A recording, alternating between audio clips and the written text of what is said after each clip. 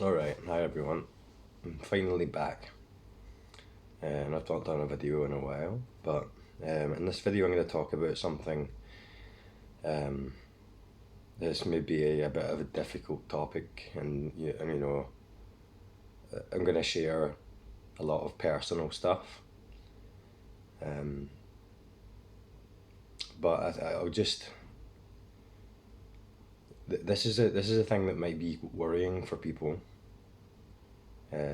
It's like a common worry and concern and fear that people have about this. That if they really let go into presence, then there was going to be some sort of loss of control, um, loss of functionality, um, loss of ability, um, things like that, an inability to know what's going on, um, all that kind of stuff. And I think it's important for me. I've kind of avoided this topic because I don't want to put out something that's going to put people off or is going to be the fuel for this fear. Um, it's going to deter people from really letting go into this, and it's going to cause people to cling on to something. But you know what? I feel that if this is unfolding, if you are letting go into this, if this movement is happening at a deep level, then movement into presence, letting go into presence, then it's gonna happen. It doesn't matter what I say. I have no control over that. I have no influence over that.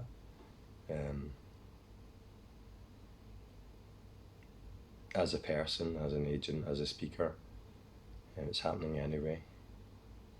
So it doesn't matter what I say, but at the same time, I think it's important to be honest about these things, and you don't really hear this talked about all that much, maybe for that reason, or maybe people don't have the same experience as I do. But the question is, does awakening, does no self realization lead to cognitive decline and a loss of functionality, um, and an inability to manage life? And at one level, in my experience, it certainly does. It certainly has for me. That's just that's just becoming more and more apparent recently. Like the other side of that is, does it affect relationships? Um, in a seemingly kind of negative way, and yes, in my experience, it does. So I would just say that this is purely my own experience. Of course, I'm just giving you my own experience. This by no means means that this is going to be someone else's experience or your experience, or this is a pattern or rule that it follows, and that's how it goes. Of course, that would be silly to suggest that or to think that. But the mind does think things like that. It uses this as a fear. So what I'm gonna say now, right, is give you a bit of information about what my life looks like. So I'm a parent of two. Um, so I maintain a family life, a kind of busy family life. I live in Northern Ireland. My wife has family here, so I'm part of an extended family, a kind of social family system, or whatever that is, a kind of social family unit or group, and that functions just fine socially.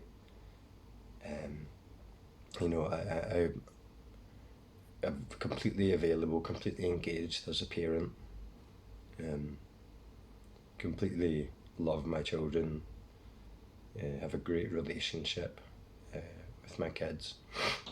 I maintain I work full time.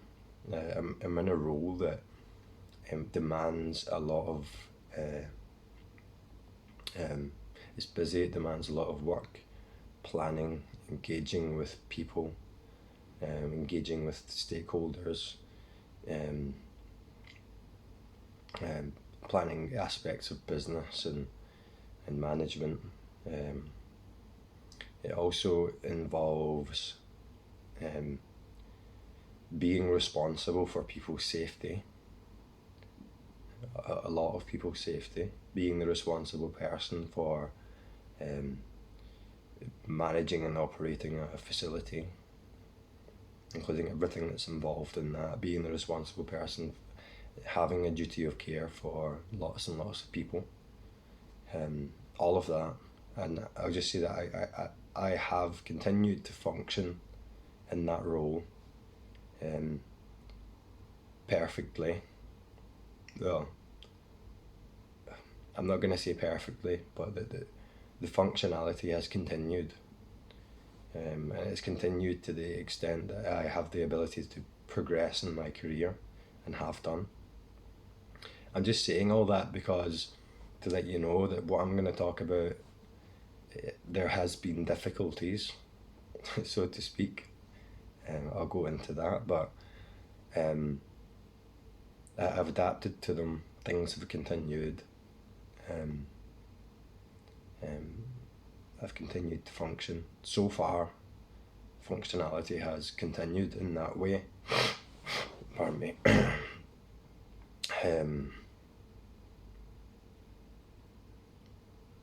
Yeah, but at the same time, there has been a big change in how I function, or how functioning presents in my experience, and that has been I've had to adapt to that, and I'm still adapting to that. And I have lost some abilities, seeming, or like ways of functioning that I did have before, that were here before. They just aren't here anymore, and that's been a big change.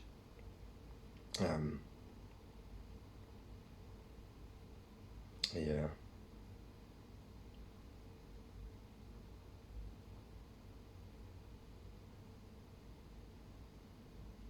So I'll also say, right, the weird thing about this is that all of this is completely okay. For me or here, it's completely okay. It's like it's not. It doesn't appear as problematic.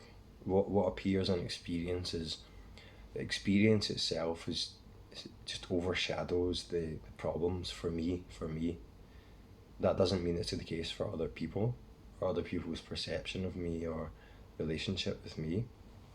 But you know,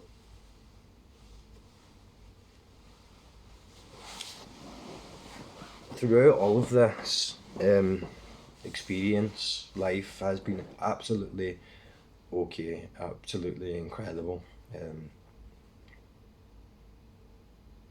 contented, such that the problems that I'm going to describe here, I personally, it's like I've not noticed them. It's kind of like I'm relying on other people to notice them, and they do, and that's helpful. But it's like you don't notice. You just don't notice because you're not pulling back into referential, self-referential relationship with experience to notice that this and that and see what it means. So it's like and throughout all of that, this is perfect. Um, this is complete. This just rolls on as a beautiful mystery that is being appreciated all the time. Um, and that you know, that, like I said, this might not be everyone's experience, and I do believe this is something to do with the awakening thing, but I don't know that. It might not be. It might just be me. I might have something wrong with me that hasn't been diagnosed yet. I don't know. I doubt it, but I'll just open up to that possibility. So the first thing is, the most profound difference is memory. My like, I can't I can't emphasize enough how poor my memory is.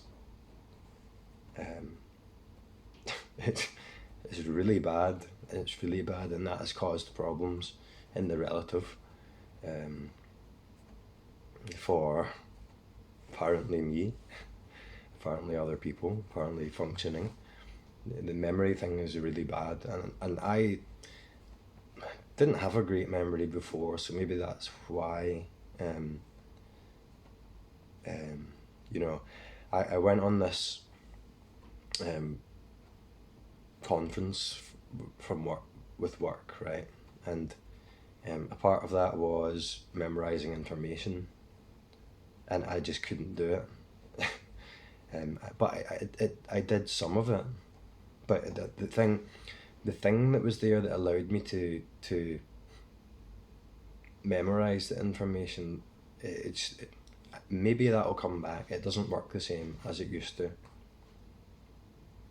So I would, before I would go into my mind, then I would like relate to the information, and it would require a lot of effort, but I could relate to the information, and then I could like repeat the information, um, until it kind of ingrained in my memory, or I'd find a system, a way of kind of remembering it that would be based on a kind of visual imagination or memory. Like I can still do that, but it just doesn't seem to work the same. Um, you know, the effort that requires is like the default setting is just to allow experience to roll on without kind of holding on to an image and repeating it and relating to it, which seemed to work before for memorization. Um, you know, the easiest way, which I just kind of default into, is just to allow the appearance to roll on and move and change without holding on to any part of it. Um, and it's like the effort that it's required to create this internal world and use the movements in that, the images within that, the memories and such to, pardon me, to hold on to information, to retain it. It's a lot of effort. So when that effort starts up, it just kind of disappears, and it's not really. Maybe it requires a bit more input from effort or whatever, and that's how it goes. But the default setting is just, it clicks back to. I just notice the visual appearance as it is, and I'm like, whoa, and I just relax into that, so to speak. And then it's like pulling away from the senses, pulling out of the senses into this internal world. It just requires so much effort. So it's kind of like I'm not inclined to do that anymore. And you know, I wouldn't say it's effort necessarily, but it's like maybe it's not required. Maybe that's not required, and that's just kind of conditioning of how it happened before, and I should just allow the memory to appear in its own way now and adapt. But it felt just like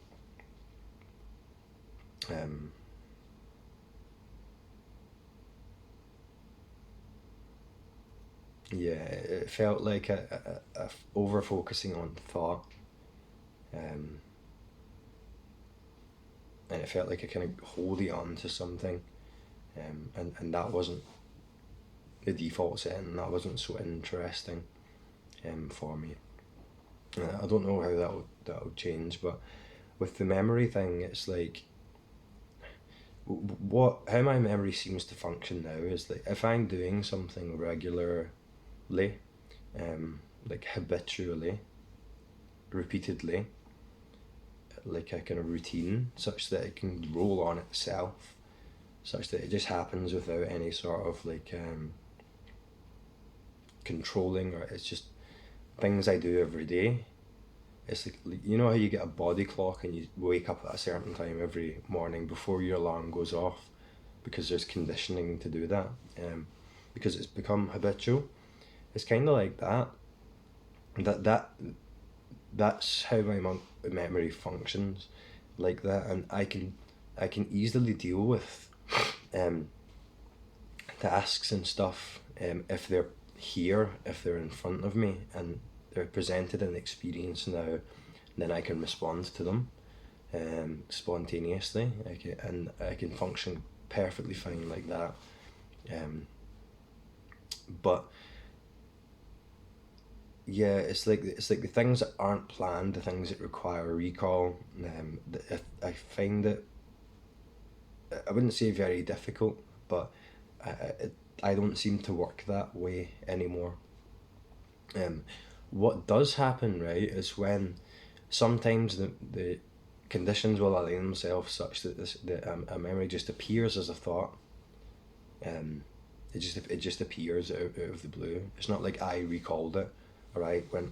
What was the thing I had to remember, and you know, it just appears, kind of like yeah, kind of like the body clock. It's like the body clock. That's how it works, and sometimes that's great. It appears at the perfect time.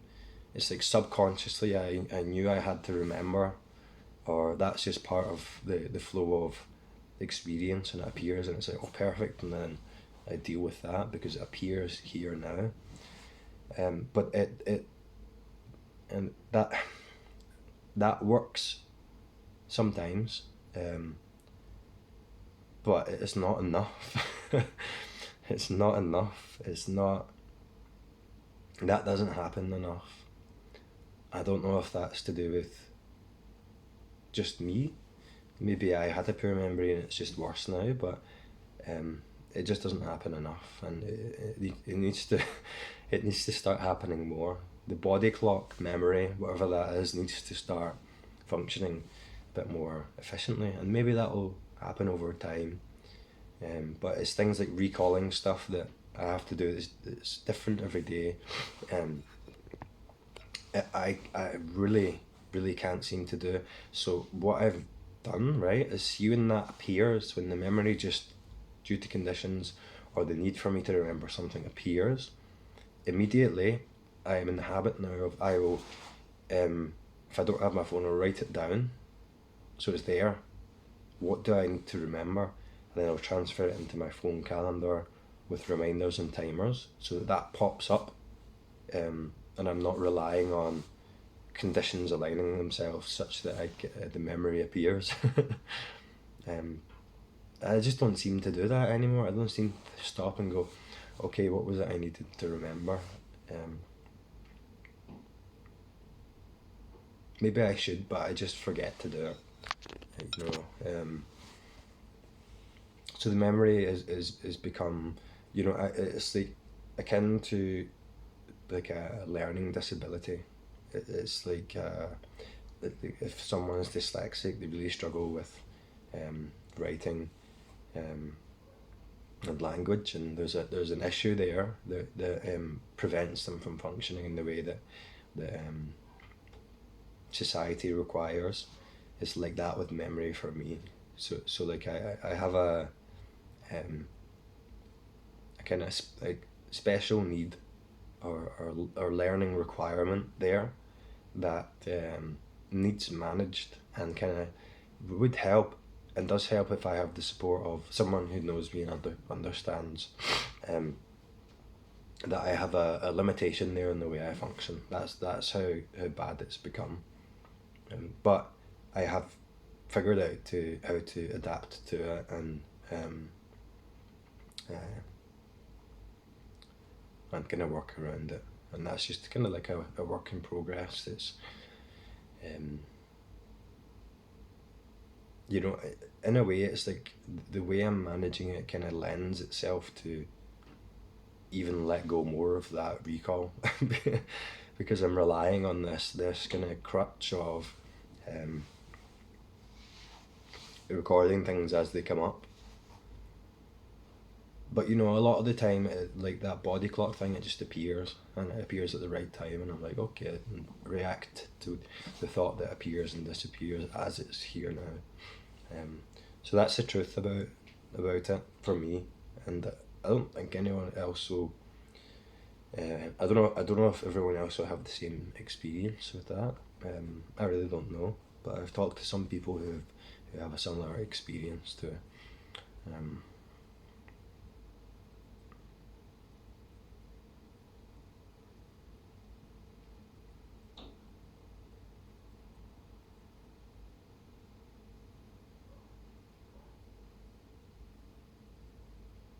yeah. So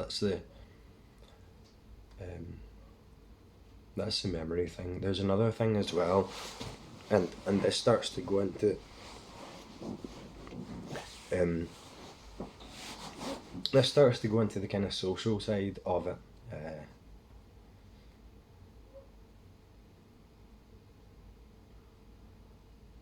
Um, Relating to other people.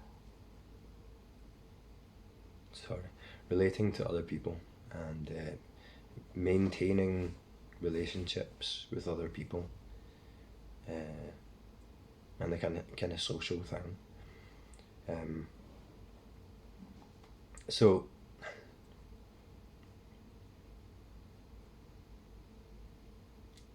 there are some barriers that disappear. Um, there are some aspects of personality and how like how I feel like I am as a person and how I relate to other people. A lot of that just disintegrates, and it's not there in the same way anymore. Um, so your personality, the way you are, the way that you relate to people, and the relative, um, it changes, or it seems to change. Um,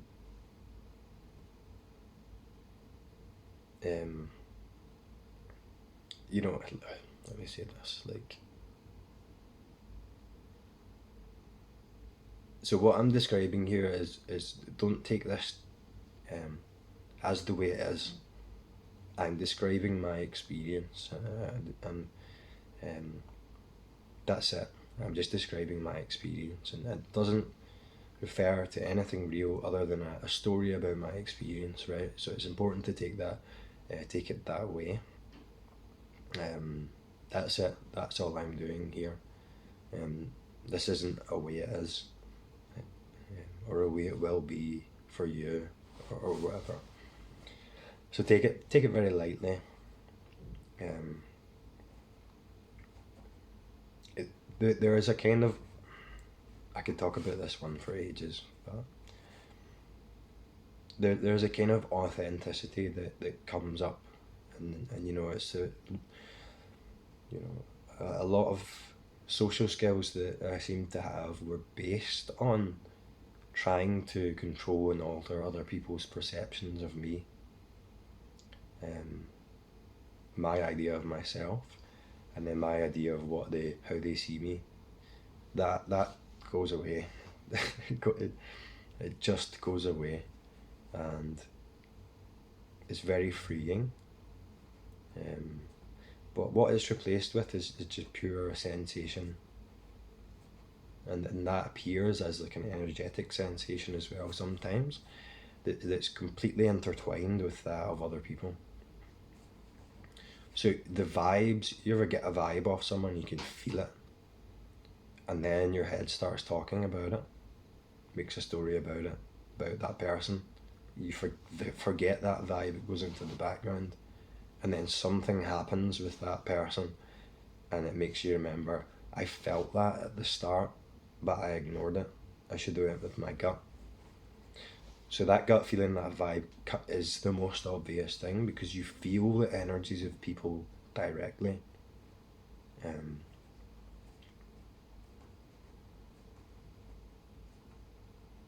It's strange. Like, see, when I take exercise classes, right, and I very it's one of those things. I always thought I was an introvert, and I'm quiet. I'm not the life of the party. I'm not. You wouldn't think I was um, an extrovert, but for some reason, when I stand in front of a group, like for example, right, I did the warm up on a stage with a microphone in front of thousands of people for the Belfast Marathon. um, and you know, regularly I lead classes, so I'm kind of like the center of attention. I'm leading the class. Everyone's looking at me, and I'm in front of like 30 people. Um, you know, you know that would be something that a lot of people might struggle with, and they would feel self conscious and stuff like that for some reason, because my focus was on the people and doing what's right for them, providing a service for them. It's strange that it kind of bypassed that like self consciousness. But I'd obviously developed something around that to kind of avoid that. So when this started to fall away, what I felt was the physical, um, visceral sensation of standing in front of a bunch of people and having that attention. And it was obviously always there, but it was ignored. And I, it kind of started to move and release, but it was physical and I could feel it. Um, Strange. And then that moved and it went away, and the whole thing became much more natural. But it was like I must have had a mechanism there that was in place to avoid the sensation so that I could function properly. Um, Same thing in interacting with other people. There are mechanisms like there to stop, to avoid feeling the sensation, and sometimes the mechanism might be even being involved with that person. You know, maybe when that's not there, the body will just move away from that person, and it won't it won't stay there. Um, Going with the gut, listening to the body. Um, Another one might be avoiding a person. So someone comes and talks to you about a difficult thing, you feel it, and then you want to get away. So you'll make an excuse and you'll get away. But maybe that person is there. That's happening for you to feel it too. Maybe you're there to feel it, so then you should go towards that person, and feeling it with them might be healing for them, and it might be the same for you. You might move towards a certain person or group of people because this is happening there. Just one experience for it to be felt together, and that's what's healing about it. But the mind comes in the story about I don't want to feel things will make you move through life and change the way you interact with people, um, in a way that's not so natural, if that makes sense. Once that goes, then you move through life naturally, and it can be surprising in what situations you find yourself appearing, and it's like there's a wisdom to this, and everyone else, other people. Um, right. So, like with that in mind, right, the way that moves, life's different. Life's different, if you were to compare it, so to speak. There's just a story I remember about my experience. Um, so, um,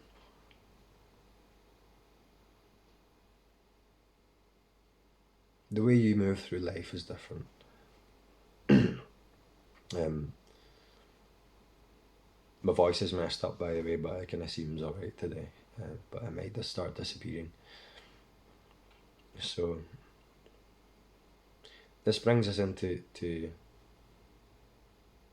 intimate relationships. And I'm probably not going to go way in depth with this, specific with this, because um, um, it involves someone else, and I'm posting this on YouTube. But in an intimate relationship, in a close relationship, whatever that might be, um,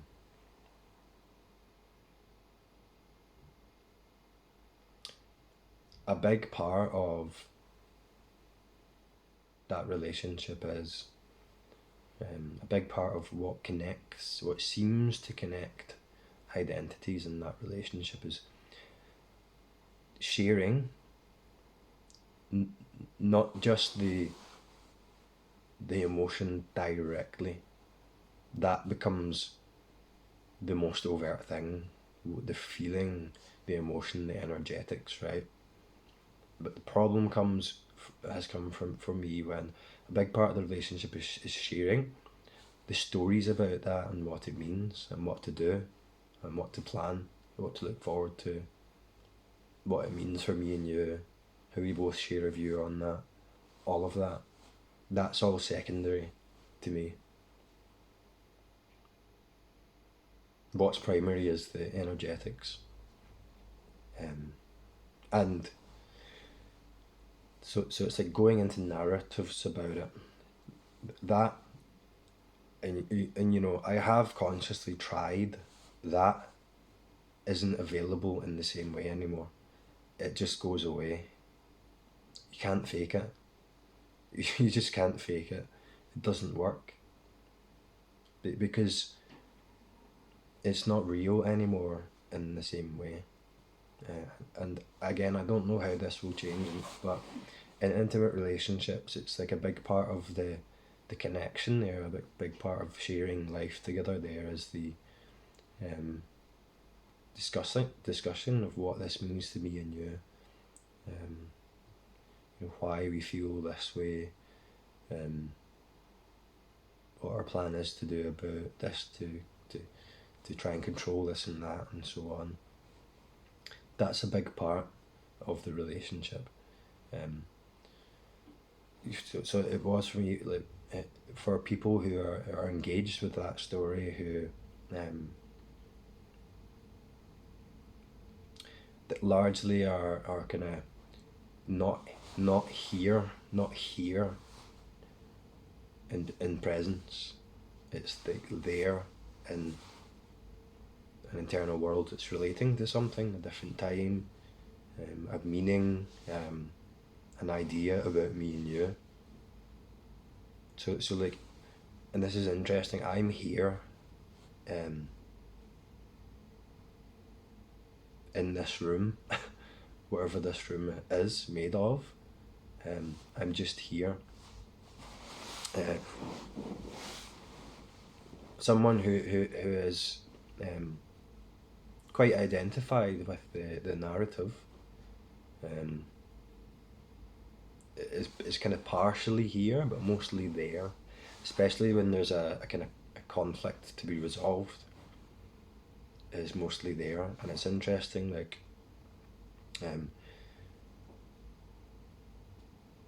I noticed that they feel, and they've even said, it's quite obvious I'm talking about my wife, right? So I'll just say that they've said that David, you're not here anymore.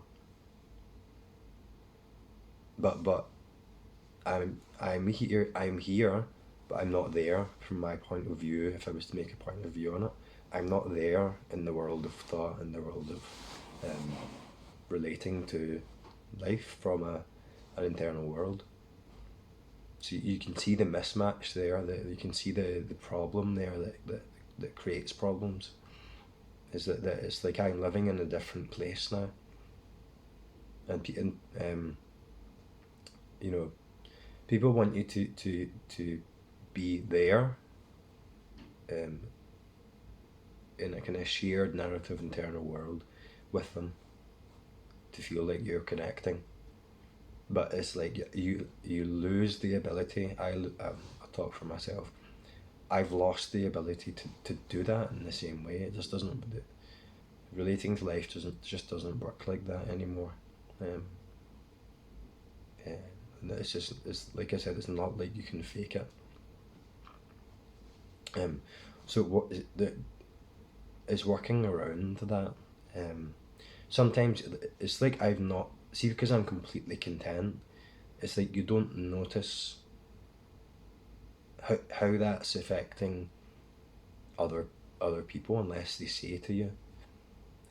You just don't notice a lot of this because you're not thinking about it, because you're kicking about empty, completely empty inside in the internal world. The internal world isn't there anymore. It doesn't function in the same way. And a big part of relationship is internal worlds connecting on a shared narrative. So it does create problems in the relative. It has for me, relationship problems. It just has, and it's been a difficult thing to work around and deal with. That's the truth. And I guess that's like a continued endeavour to try and understand better, each other.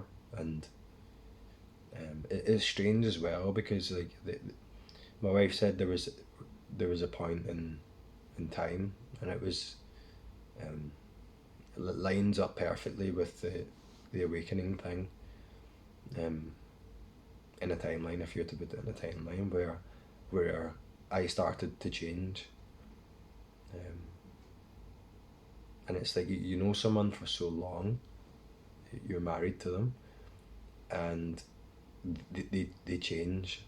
Something's different about the way that person relates to life and functions in a relationship, and it's difficult. But it's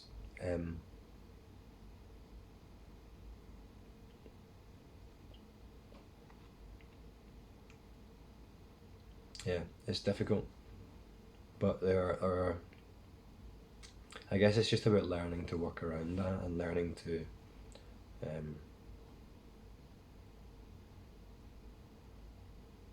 understand how people function. So that there's a kind of learning curve there. Because it's not something that's planned. It's not something that was expected. It's something that just changed, and you do have to adapt to that and learn to work around it and learn to relate in a different way and understand each other better. And I guess that's what relationships about. That's part of the beauty of that. That if someone does change, then it's the problems it creates are to be worked around, and it's an opportunity to learn more. So yeah, I won't go too much into detail about the relationship thing. It has changed a lot, and it has created relationship problems there, which are being solved, being worked around, and it has been difficult in a way if you were to make a descriptor of it, I guess. But and it's kind of like it becomes clear that the things I talk about and the interest I have, it's not just a hobby. It's something that really deeply changes you and how you relate to life. It's not just a theoretical interest. It's a very deep change, essentially, in how you relate to life, or what you are, how you relate to people.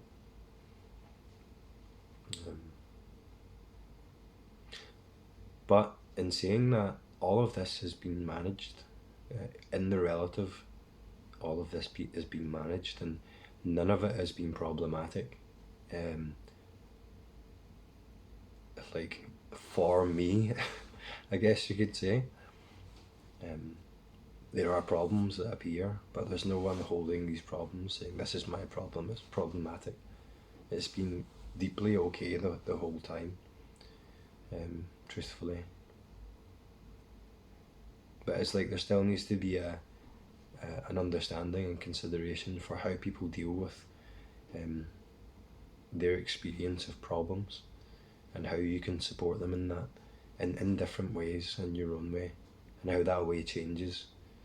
And to understand that people can feel alone when you're not there with them anymore.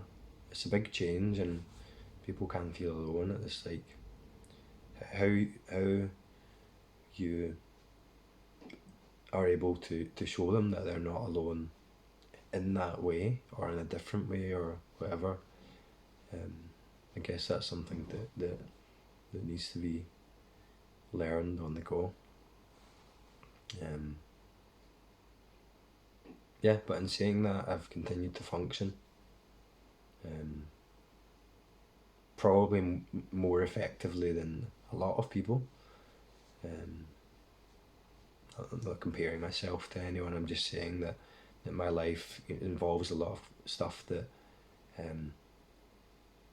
is probably on the middle to higher end of functionality and doing things and stuff. So it's not like you become incapacitated or unable to function in life. It's not like that. Like I said, I've got 2 kids and I'm a parent. I've got a full-time job. I'm organising these things with you guys, and so far I've not messed that up, I don't think, time wise, because I've figured out a way to make it easy for myself. Yeah.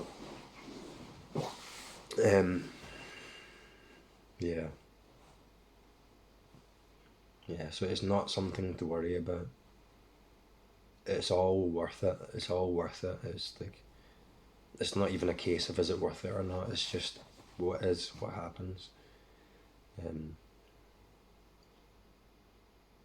Getting this awakening, getting closer to the beauty of life as it is now, is the most incredible thing, and you would want to share that with anyone because they're experiencing it, and there's something seems to be ignoring it. You would want to share that with anyone, but at the same time, it's not your responsibility to push that or change their experience. You do that by honouring the realisation in your own experience, and then just getting on with life, or letting life unfold as it is. So I think I'll leave it there. I'm going to have to go to work now. I don't think that'll put anyone off. Like ultimately it's not anything that is more problematic than the next thing that we deal with in life. So but I just thought I'd be honest about that, and that might relieve some people, or it might worry some people, I'm not sure. But if this is unfolding, if this is deepening, then nothing's going to stop that.